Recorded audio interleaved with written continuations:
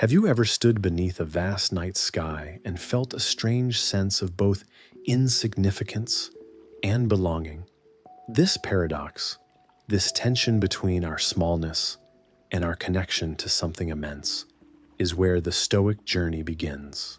For Marcus Aurelius, emperor of Rome and reluctant philosopher, nature was not merely forests and rivers, but the grand intelligent order that governs all existence. In his private journal, later published as Meditations, he reveals that our deepest peace arrives not when we bend the world to our will, but when we align ourselves with nature's greater purpose.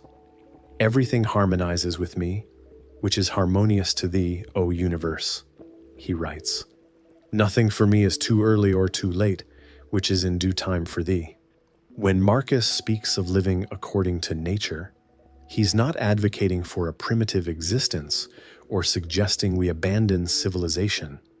Rather, he's inviting us into a profound recognition of what truly governs all things. The universe is transformation, Marcus reminds us. Life is opinion. For the Stoics, including Marcus, the cosmos itself possessed intelligence, was arranged with purpose by what they sometimes called Zeus, providence, or simply nature. This wasn't mere superstition, but a philosophical position about the fundamental character of reality. What is nature to Marcus? It is that which gives and takes back all things. It is the force that makes everything which happens the source of happiness to men who follow and obey her. It is intelligent, purposeful ordering, the Stoic logos that runs through all existence. Nature for Marcus represents what we might now call the underlying principles of reality. He tells himself, having been constituted by nature for one purpose, a rational being works towards another, if in its movements it is not moved with reference to its appearances. This hints at an essential Stoic doctrine. Each thing has its proper nature, and to flourish means to align with that nature. In Meditations, Marcus repeatedly returns to the organic unity of the universe. He sees the cosmos not as random particles colliding, but as a living, breathing organism where each part has its proper role. All parts of the whole, everything I mean, which is naturally comprehended in the universe, must of necessity perish. But let this be understood in this sense that they must undergo change.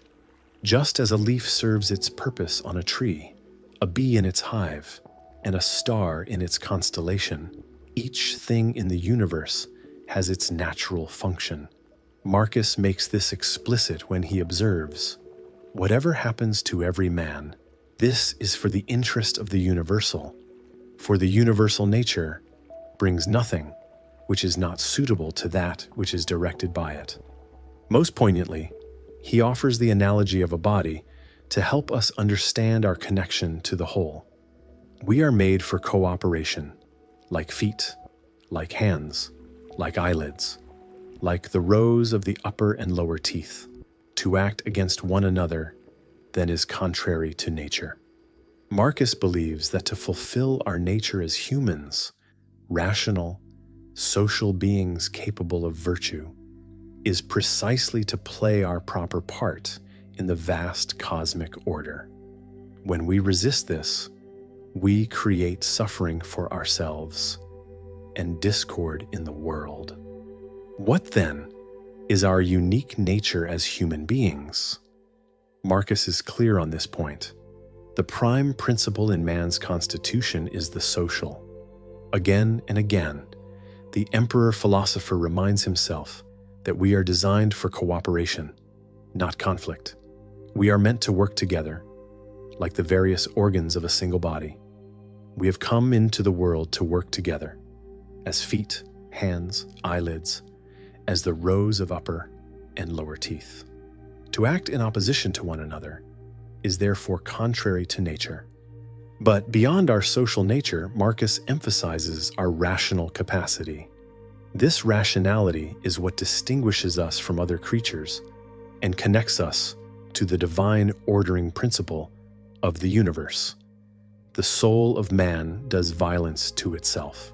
First of all, when it becomes an abscess and, as it were, a tumor on the universe, so far as it can. For to be vexed at anything which happens is a separation of ourselves from nature. For Marcus, then, our twin nature, rational and asocial, means that we fulfill our highest purpose when we use reason to benefit others and maintain a harmonious relationship with the whole of existence. One of the most challenging aspects of Stoic philosophy is its radical acceptance of what cannot be changed. Marcus constantly reminds himself to distinguish between what is in his power, his judgments, intentions, and actions, and what isn't, external events, others' opinions, and even bodily pain. If thou art pained by any external thing, he advises himself, it is not this thing that disturbs thee, but thy own judgment about it, and it is in thy power to wipe out this judgment now. This isn't passive resignation, but an active reorientation. Rather than expending energy battling against the immutable laws of nature, Marcus encourages us to focus on our response. The cucumber is bitter? Then throw it out. There are briars in the road? Then turn aside. This is enough. Do not add, and why were such things made in the world? The emperor who commanded legions knew that true power lay not in controlling external circumstances, but in mastering one's own perceptions and responses. You have power over your mind, not outside events. Realize this, and you will find strength. Perhaps nowhere is Marcus's alignment with nature more evident than in his unflinching contemplation of mortality. Rather than denying death, he embraces it as part of the natural order. Death is such as generation is, a mystery of nature, a composition out of the same elements, and a decomposition into the same. He reminds himself repeatedly that death is not to be feared precisely because it is natural. Despise not death, but be well content with it, since this too is one of those things which nature wills. What about suffering and injustice? Here too, Marcus finds perspective by looking to the natural order. Consider that men will do the same things nevertheless, even though thou shouldst burst. Just as it would be absurd to rage against rain for falling, Marcus suggests it is equally futile to be outraged that humans sometimes behave badly. Yet this doesn't lead to moral relativism. Marcus believes we should work to improve what we can, while accepting what we cannot change. Be not disturbed, for nature's purpose is indeed benevolent. Marcus finds profound consolation in observing the cyclical patterns of nature. Everything that exists must eventually transmute into something else. This is not tragedy, but the very basis of cosmic continuity. Just as the seasons bring forth fruits in succession, so do the ages bring forth successive generations. He notes how even the greatest figures eventually fade from memory. Alexander and Caesar and Pompey, what are they in comparison with Diogenes and Heraclitus and Socrates? For these penetrated into things, into their causes and materials. In the former, for those were full of mastery and enslavement. This recognition of impermanence doesn't lead Marcus to despair, but to a deeper appreciation for what exists now. The universe is change. Our life is what our thoughts make it. By accepting that decay and renewal are essential features of the natural order, Marcus reframes our fear of loss. Nothing truly disappears. It merely changes form. Nothing happens to any man which he is not formed by nature to bear. So how does one actually live according to nature? Marcus offers practical guidance throughout meditations. First, we must observe the natural world attentively. Observe constantly that all things take place by change, and accustom thyself to consider that the nature of the universe loves nothing so much as to change the things which are, and to make new things like them. Second, we must distinguish between what is essential to our nature and what is merely preferred. If thou workest at that which is before thee, following right reason seriously, vigorously, calmly, without allowing anything else to distract thee, if thou holdest to this expecting nothing, fearing nothing, but satisfied with thy present activity according to nature, thou wilt live happy. And there is no man who is able to prevent this. Third, we align ourselves with the whole through intentional acts that benefit others. Men exist for the sake of one another. Teach them then, or bear with them. Marcus contrasts ego-driven decisions with those made in harmony with nature. This is the chief thing. Be not perturbed, for all things are according to the nature of the universal. And in a little time, thou wilt be nobody and nowhere. Throughout meditations, Marcus returns to the interconnected nature of all things. Perhaps his most famous expression of this principle is, that which is not good for the beehive cannot be good for the bee. This simple observation contains profound wisdom. Just as a bee cannot flourish if its hive is destroyed, humans cannot truly prosper through actions that damage the community or natural world of which they are a part. Marcus reminds himself, constantly regard the universe as one living being, having one substance and one soul, and observe how all things have reference to one perception, the perception of this one living being. From this perspective, harming others literally harms ourselves, since we are part of the same organic whole. This isn't just poetic metaphor for Marcus, it's a fundamental truth about reality that should guide our actions. That which is not in the interest of the hive is not in the interest of the bee. The emperor, who could have lived selfishly with his immense power, instead chose to view himself as a servant of the whole. Whatever the universal nature assigns to any man at any time is for the good of that man at that time. If we were to follow Marcus's path of alignment with nature today, what might it look like in practice? First, we might begin each day by asking ourselves, what is my role in this moment? What does nature ask of me now? Marcus started his days with this kind of reflection.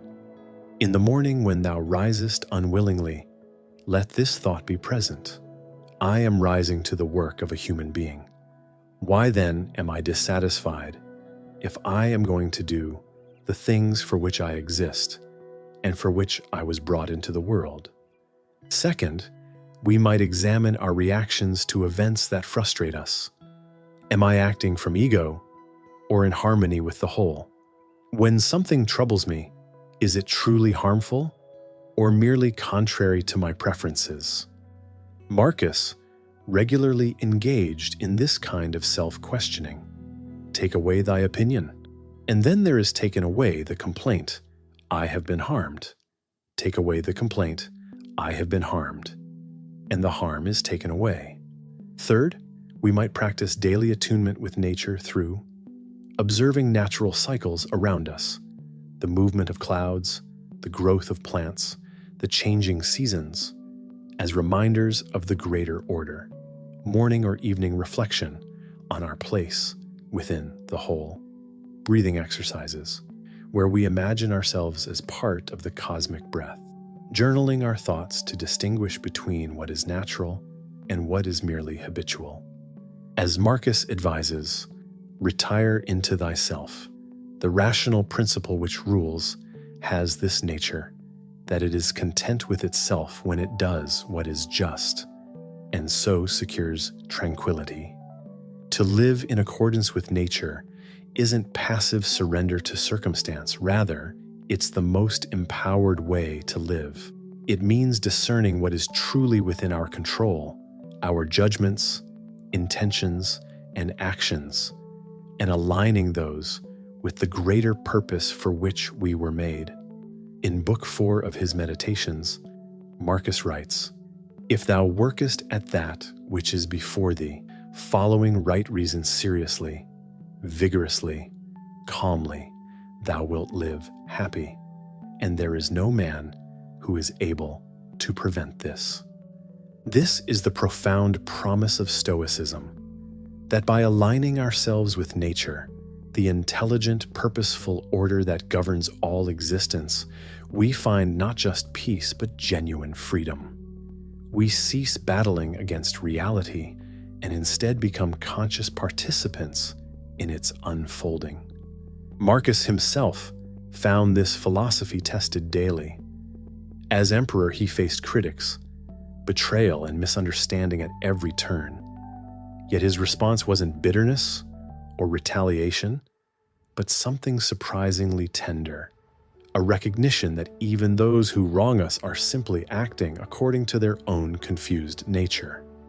"When thou art offended with any man's shameless conduct," he writes, "immediately ask thyself, is it possible then that shameless men should not be in the world? It is not possible. Do not then require what is impossible." In our next exploration, we'll examine this remarkable approach to human relationships, how Marcus transformed conflict through understanding, and how we might do the same. For now, remember the emperor's timeless wisdom. Adapt thyself to the things with which thy lot has been cast, and love the men with whom it is thy portion to live, and love them truly.